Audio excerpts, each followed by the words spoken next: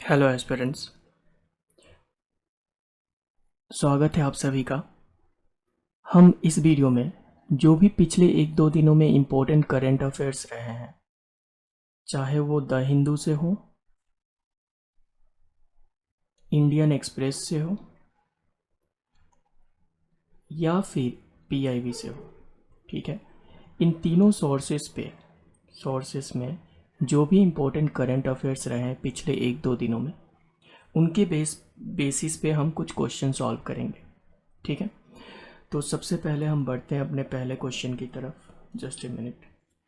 पहला क्वेश्चन है, consider the following statement.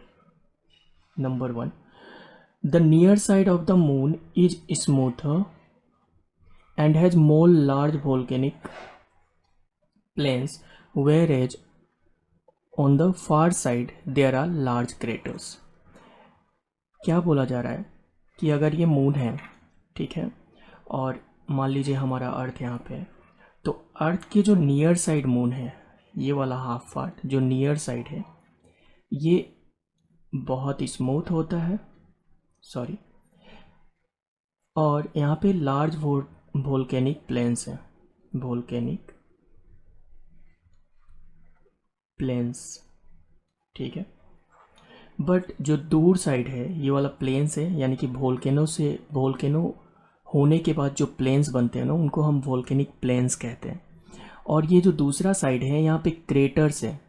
Craters मतलब बड़े बड़े गड्ढे टाइप, ऐसे क्रेटर्स, ठीक है।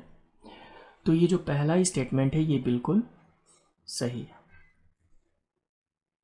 देन पहला सही है, इसका मतलब देख लीजिए, यहाँ पे फर्स्ट स्टेटमेंट नहीं है, तो ये वाला नहीं हो सकता ऑप्शन, और ये वाला भी नहीं हो सकता, क्योंकि फर्स्ट अगर सही है तो फर्स्ट आंसर में होना ही पड़ेगा। Then the second one, the crust on the far side of the moon is generally thinner. क्या बोला जा रहा है नंबर 2 में कि जो क्रस्ट होता है, the upper most layer of moon, वो फार साइड का जो है वो थिन है, ठीक है, और इस साइड का थिक है, जो कि गलत है। ये जो फार साइड है ये थिन नहीं होता है, ये फार साइड वाला क्रस्ट थिक होता है, और इधर जो नियर साइड है, इधर का क्रस्ट थिन होता है, ठीक है। Third statement, the far side of the moon is shielded from the radio signals coming from earth, making it ideal location for radio telescope and other scientific observation. Third statement भी बिल्कुल सही है, इससे पहले वाला स्टेटमेंट गलत था। तो अगर सेकंड गलत था, यानी कि ऑलरेडी सेकंड कट है, तो कुछ एलिमिनेट नहीं कर सकते हम, सेकंड गलत था। थर्ड स्टेटमेंट बिल्कुल सही है। क्यों सही है ये स्टेटमेंट? अब देखिए, यहाँ से मान लीजिए कि रेडियो सिग्नल्स ऐसे जनरेट हो रहा है अर्थ से, तो ये सिग्नल जाके कहाँ टकराएंगे? जो near side of the moon है वहाँ पे, यानी कि जस्ट ए मिनट, ये जो फार साइड है मून का, इस साइड पे कोई भी ये जो रेडियो सिग्नल्स होगा ये डिस्टर्ब नहीं करेगा। तो ये साइड फ्री होता है रेडियो सिग्नल से, और इसलिए यहाँ पे साइंटिफिक ऑब्जर्वेशन बहुत अच्छे से की जा सकती है, ठीक है। तो इसका जो आंसर होगा वो होगा 1 and 3।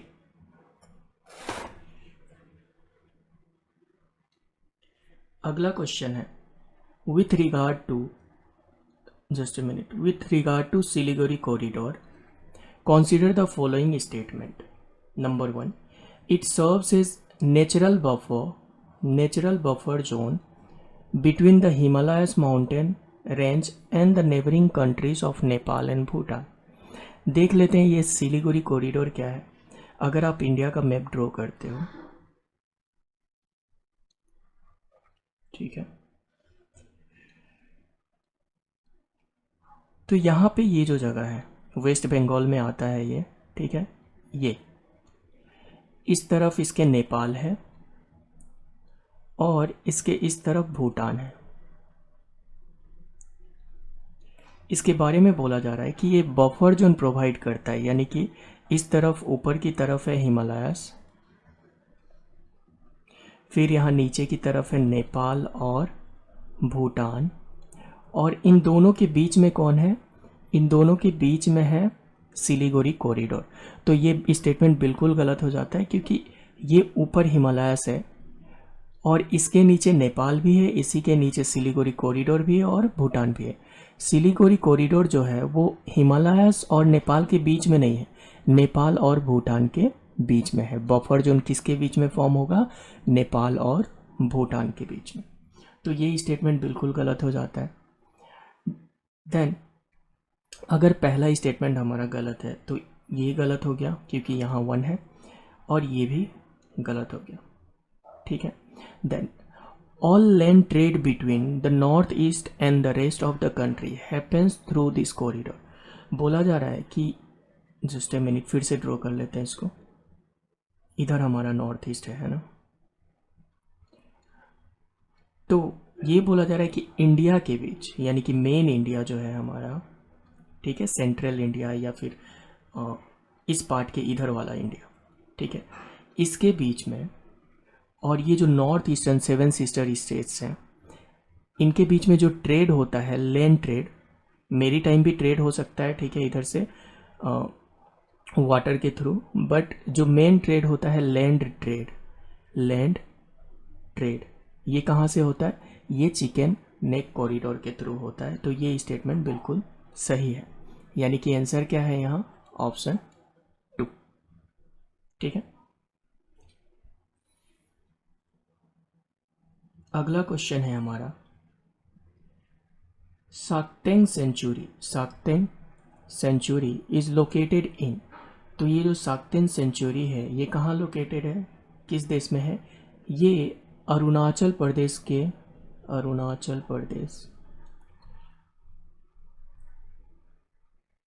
और भूटान के बॉर्डर पे है।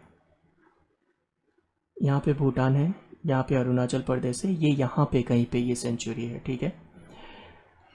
तो ये भूटान में साक्तेंग सेंचुरी है। नेक्स्ट क्वेश्चन, अगला हमारा क्वेश्चन है, with reference to Indian smart city award contest consider the following statement. It is an event focused on celebrating the most traditional urban project, emphasizing the value of preserving historical beauty over modern improvement. तो बोला जा रहा है कि जो cities हैं वो अपनी हिस्टोरिकल ब्यूटी को प्रिजर्व करके अगर रखती हैं तो उस पे ये फोकस करता है, यानी कि ये जो स्मार्ट सिटी कॉन्टेस्ट है ये प्रिजर्वेशन ऑफ हिस्टोरिकल ब्यूटी इस पे फोकस करता है, जो कि बिल्कुल गलत है। तो अगर ये गलत है तो क्या करता है ये जो स्मार्ट सिटीज अवार्ड कॉन्टेस्ट है, इसका काम क्या है? तो ये जो भी सिटीज़, ठीक है, इनोवेटिव आइडियाज़ लेके आती हैं, इनोवेटिव आइडियाज़ किस काम के लिए? सस्टेनेबल गोल्स के लिए। सस्टेनेबल गोल्स को अटेन करने के लिए इनोवेटिव आइडियाज़ जो भी सिटीज़ लाती हैं उनको रिकॉग्नाइज और रिवार्ड करता है। रिकॉग्नाइज मतलब उनको पहचान देता है कि ये जो सिटीज़ है इन्होंने कुछ अच्छा काम किया है, और साथ में उन्हें कुछ रिवार्ड भी दिया जाता है, ठीक है। तो ये जो स्कीम है या फिर ये जो कॉन्टेस्ट है ये किस चीज़ से रिलेटेड है? सस्टेनेबल डेवलपमेंट गोल से रिलेटेड है, ठीक है। तो पहला स्टेटमेंट गलत हो गया। अगर पहला गलत हो गया तो ये आंसर नहीं हो सकता और ये भी नहीं हो सकता। देन सेकेंड स्टेटमेंट है, the award for the best union territory, यानी कि जो बेस्ट यूनियन टेरिटरी है, जो ये जो अवार्ड है इसमें मान लीजिए स्टेट्स का अलग रैंकिंग है और यूटी का अलग रैंकिंग। तो जो यूटी में बेस्ट यूटी है वो है चंडीगढ़, ठीक है। और चंडीगढ़ को, तो दूसरा स्टेटमेंट बिल्कुल सही है, क्योंकि जो बेस्ट यूटी है, जिसने बेस्ट परफॉर्मेंस दी है, वो है चंडीगढ़। तो इसका आंसर क्या हो गया? इसका आंसर हो गया 2 ओनली। अगला क्वेश्चन है with reference to, just a minute, हाँ, with reference to brain computer interface consider the following statement। आपको पता है कि जो एलॉन मस्क है, ये कुछ ऐसा चिप बनाने का सोच रहे हैं जिसे हम ब्रेन में फिट कर सके, है ना। तो ब्रेन कंप्यूटर इंटरफेस यानी कि अभी क्या होता है, अभी जो कंप्यूटर्स हैं उनको हम अपने फिंगर से यानी कि माउस के मदद से या फिर कीबोर्ड के मदद से चलाते हैं। तो ये ब्रेन कंप्यूटर इंटरफेस एक ऐसा सिस्टम होगा जिसमें हम ब्रेन से यानी कि बिना अपना मसल मूव किए कुछ भी अपने ब्रेन की मदद से ही कंप्यूटर को एक्सेस कर पाएंगे या फिर कंप्यूटर चला पाएंगे। ठीक है, यानी कि एक मान लीजिए कि मेमोरी हमने ब्रेन में फिक्स कर दी और ये ब्रेन और इस मेमोरी के बीच में कम्युनिकेशन हो पाएगा बिना मसल मेमोरी के या फिर बिना मसल को यूज किए, बिना अपने हाथ पैर को यूज किए। स्टेटमेंट है, just a minute, brain computer interface are design to enable individual to interact with and control these external devices using only their brain activity। यानी कि ये एक ऐसा डिवाइस है जो एनेबल करेगा इंडिविजुअल्स को कि अपने बस ब्रेन के मदद से आप उसको एक्सटर्नल डिवाइस को कंट्रोल कर सकते हो bypassing traditional routes such as muscle movements and physical inputs. तो ये बिल्कुल सही है, क्योंकि ये जो ब्रेन कंप्यूटर इंटरफेस है इसमें मसल मूवमेंट का और फिजिकल इनपुट्स का कोई भी ज़रूरत नहीं पड़ेगा। सेकेंड स्टेटमेंट है, it is a type of virtual reality headset that's let user experience immersive digital environment by connecting their thoughts to computer generated simulations। यानी कि ये जो ब्रेन कंप्यूटर इंटरफेस होगा, ये क्या होगा, एक वर्चुअल हेडसेट होगा, आप अपने हेड में ऐसे लगा लोगे और उसके बाद बिना हैंड के मूवमेंट के, बिना पैरों के मूवमेंट पे आप इस वर्चुअल एनवायरनमेंट में इंटरेक्ट कर सकते हो अपने ब्रेन के मदद से। ठीक है, तो ये दोनों ही स्टेटमेंट जो है, अच्छा, दोनों ही स्टेटमेंट जो है वो सही है, तो 1 और 2 दोनों आंसर हो जाएगा।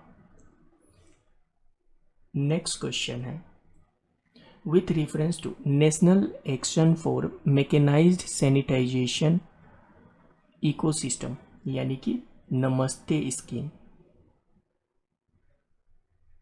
Number 1, it aims to eliminate hazardous cleaning, stop death of sewer and septic tanks, workers ensure their safety and dignity। यानी कि जो लोग सेफ्टी टैंक में काम करते हैं, ठीक है, और जो सीवर को क्लीन करते हैं, इस चीज़ को सीवर क्लीनिंग, इन सब चीज़ को एलिमिनेट करने का इसका एम है। तो ये वाला स्टेटमेंट बिल्कुल सही है, क्योंकि नमस्ते स्कीम चाहता है कि ये जो वर्कर्स होते हैं जो सेप्टिक टैंक्स को क्लीन करते हैं, सीवर को क्लीन करते हैं, उनकी डिग्निटी और सेफ्टी को ध्यान में रखते हुए इस चीज़ों को एलिमिनेट किया जाए और ये सारी चीज़ें ज़्यादातर मशीन से की जाए। Number 2, the scheme has replace the self employment scheme for rehabilitation of manual scavengers. Manual scavengers कौन होते हैं? वही लोग जो मैनुअल स्कैवेंजर्स, ये कौन लोग होते हैं? वही लोग जो सेप्टिक टैंक्स, ठीक है, और सीवर, ये सब क्लीन करते हैं एक बकेट का यूज करके या फिर किसी अदर इंस्ट्रूमेंट का यूज करके, पर मैनुअली क्लीन करते हैं, यानी कि इंसान क्लीन करता है, कोई रोबोट वगैरह क्लीन नहीं करता। तो वैसे लोगों को बोलते हैं मैनुअल स्कैवेंजर्स। ठीक है, तो इनके लिए जो स्कीम है सेल्फ एम्प्लॉयमेंट स्कीम, इस स्कीम को ये वाली स्कीम जो है ये रिप्लेस करेगी, ऐसा कहा जा रहा है। ये भी बिल्कुल सही है। It is A central sector scheme, यानी कि सेंट्रल सेक्टर स्कीम है तो इसका जो पूरा खर्च होगा वो कौन बेयर करेगा? Central government. तो ये भी सही है, यानी कि इसका आंसर क्या है? 1, 2 एंड 3। और ये जो स्टेटमेंट है इसको आप इग्नोर कर दीजिएगा, क्योंकि ये एक्स्ट्रा स्टेटमेंट है। ये जो पिछला क्वेश्चन हमने किया उसका थर्ड स्टेटमेंट है जो कि यहाँ आ गया है गलती से। तो इसके बारे में मैं बता दूँ, जो ब्रेन कंप्यूटर इंटरफेस है, क्योंकि इसमें मोटर का काम नहीं है, यानी कि हमारे मसल्स का कोई काम नहीं हो रहा है, ठीक है, मसल्स का। तो जो लोग पैरालाइज्ड हैं, है ना, जो लोग पैरालिसिस से जूझ रहे हैं या फिर मोटर डिसेबिलिटी है, अपने हाथ पैर नहीं चला सकते, वो लोग भी अब क्या कर सकेंगे? इसके मदद से कंप्यूटर को यूज कर पाएंगे, ठीक है, और कम्युनिकेट कर पाएंगे।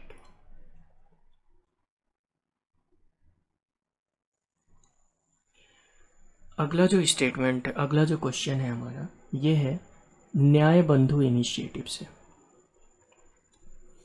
Consider the following statement. It aims to develop advance legal software that can replace human lawyers. Nyaya Bandhu scheme का जो एम है, बोला जा रहा है कि एडवांस लीगल सॉफ्टवेयर बनाया जाएगा जिससे ह्यूमन लॉयर्स जो होते हैं उनको रिप्लेस कर दिया जाएगा। तो ये स्टेटमेंट बिल्कुल गलत है, क्योंकि न्याय बंधु में क्या है? जस्ट ए मिनट, न्याय बंधु इनिशिएटिव, न्याय बंधु इनिशिएटिव में ये इसका एम है, जस्ट ए मिनट, हाँ, इसका एम है कि जो भी लॉयर्स, ठीक है, जो भी लॉयर्स वॉलंटरी बेसिस पे गरीबों का मदद करना चाहते हैं या फिर उनका केस लड़ना चाहते हैं, तो उनको ऑनलाइन ये केस लड़ने दिया जाएगा, ठीक है, वीडियो कॉलिंग के थ्रू वो अपने क्लाइंट को रिप्रेजेंट कर सकते हैं, ठीक है। तो इस इनिशिएटिव का क्या मकसद है? लॉयर्स जो वॉलंटरीली, यानी कि अपने मन से ये काम करना चाहते हैं, उनको किसी भी गरीब सेक्शन का या फिर किसी भी उन सेक्शन का जो लॉयर्स अफोर्ड नहीं कर पाते उनका केस लड़ने दिया जाएगा, वो भी ऑनलाइन, ठीक है। देन दूसरा स्टेटमेंट है, बेनिफिशियरीज और applicants in order to avail the benefit under the programme must belong to one of the categories mentioned in section 12 of the legal service authority act 1987। तो जो लीगल सर्विस अथॉरिटी एक्ट है 1987 का, इसी में ये बोला गया था कि आपको हर एक गरीब सेक्शन को या हर वल्नरेबल सेक्शन को एक लॉयर प्रोवाइड किया जाएगा, ठीक है, ताकि उसको जस्टिस मिल पाए। तो ये लॉयर कौन प्रोवाइड करेगा? ये प्रोवाइड करेंगे। तो इसी एक्ट में, ठीक है, सेक्शन 12 के अंदर दिया गया है कि कौन कौन से ऐसे लोग होंगे जिनको फ्री में लॉयर प्रोवाइड किया जाएगा, ठीक है। तो ये है न्याय बंधु स्कीम।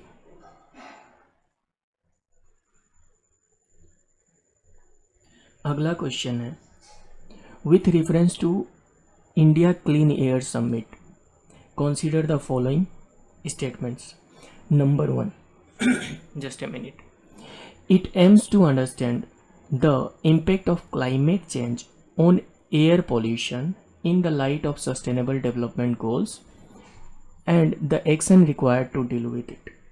ये वाला स्टेटमेंट जो है ये बिल्कुल सही है क्योंकि ये जो इंडिया क्लीन एयर समिट हुआ था इसका एम यही है कि ये जो क्लाइमेट चेंज का इम्पैक्ट है किस चीज़ पे?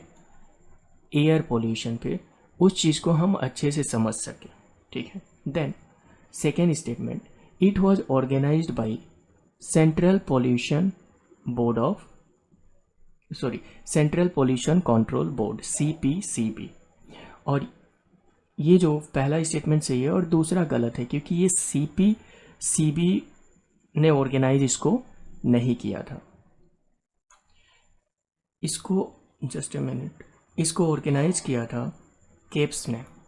केप्स, इसका फुल फॉर्म है centre for air pollution studies. Centre for air pollution studies, keeps. तो इस बॉडी ने इसको ऑर्गेनाइज किया था, इसलिए ये स्टेटमेंट हो जाता है गलत। तो यहाँ हमारा आंसर क्या है, हमारा जो सही आंसर है वो है 2 ओनली। अगला जो क्वेश्चन है ये है, consider the following statement, tiger reserves are notified by central government under section 40W of the wild life protection act 1972। ये स्टेटमेंट गलत है, क्योंकि जो टाइगर रिजर्व की बात कर रहे हैं, उसका जो नोटिफिकेशन होता है, यानी कि जो टाइगर रिजर्व, किसी मान लीजिए कि ये एरिया है, ठीक है, इसको टाइगर रिजर्व आपको बनाना है, तो किसी को नोटिफाई करना पड़ता है कि इस वाले जगह को हम टाइगर रिजर्व बनाने जा रहे हैं, और ये नोटिफाई कौन करता है, स्टेट गवर्नमेंट। तो नोटिफिकेशन कौन करता है, सेंट्रल गवर्नमेंट नहीं करती, स्टेट गवर्नमेंट नोटिफाई करता है कि हम किसी जगह को क्या करने जा रहे हैं, टाइगर रिजर्व बनाने जा रहे हैं। और ये जो प्रोविज़न है, ये प्रोविज़न है 38V, सेक्शन 38V के अंदर कौन नोटिफाई करता है, स्टेट गवर्नमेंट नोटिफाई करती है। तो सेक्शन 40W भी गलत है, ठीक है। इन दो कारणों से ये पहला स्टेटमेंट हमारा गलत है। दूसरा है, a tiger reserve cannot be denotified by state government unless it is the public interest and approved by the Tiger Conservation Authority and the National Board for Wildlife। ठीक है, तो यहाँ क्या बोला जा रहा है कि अगर आपको डी नोटिफाई करना है, नोटिफाई तो आपने कर दिया, ये एरिया था, इसको आपने नोटिफाई कर दिया कि ये वाला जो एरिया है ये क्या हो गया, टाइगर रिजर्व बन गया। तो गवर्नमेंट, अगर सेंट्रल गवर्नमेंट और क्या है, national board for wild life इसको अप्रूव कर देता है, तो ये क्या बन जाता है, टाइगर रिजर्व बन जाता है। बट अगर आपको डी नोटिफाई करना है तो दो ही केस में आप डी नोटिफाई कर सकते हो। पहला क्या है कि ये पब्लिक इंटरेस्ट में होना चाहिए, पब्लिक इंटरेस्ट, एंड आपको अप्रूवल भी चाहिए। पब्लिक इंटरेस्ट अगर है तो आप कर सकते हो, लेकिन ये बिना अप्रूवल के नहीं होगा। अप्रूवल किसका किसका चाहिए आपको, दो बॉडीज़ का चाहिए, एक है टाइगर कंजर्वेशन अथॉरिटी, ठीक है, और दूसरा है national board for wildlife. Tiger conservation authority और national board for wildlife. तो पहला वाला स्टेटमेंट गलत है, यानी कि ये गलत है, इसमें भी 1 है तो ये भी गलत, और इसमें भी देखिए 1 है तो ये भी गलत। तो ऐसे तो आंसर हमें पहले से पता चल जाता है, बट आपको पता होगा कि अब एलिमिनेशन यूपीएससी में ज़्यादा काम करता नहीं, इसलिए आपको सारे स्टेटमेंट के बारे में पता होना चाहिए। तो सेकेंड स्टेटमेंट जो है ये सही है। थर्ड की बात कर लेते हैं, Madhya Pradesh has maximum number. Third भी सही है, क्योंकि जो हाईएस्ट नंबर ऑफ टाइगर हैं वो मध्य प्रदेश में पाए जाते हैं।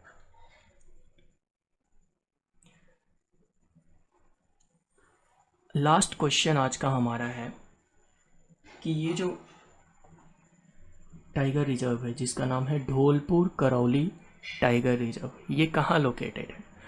तो धौलपुर करौली जो टाइगर रिजर्व है ये राजस्थान में लोकेटेड है, ठीक है।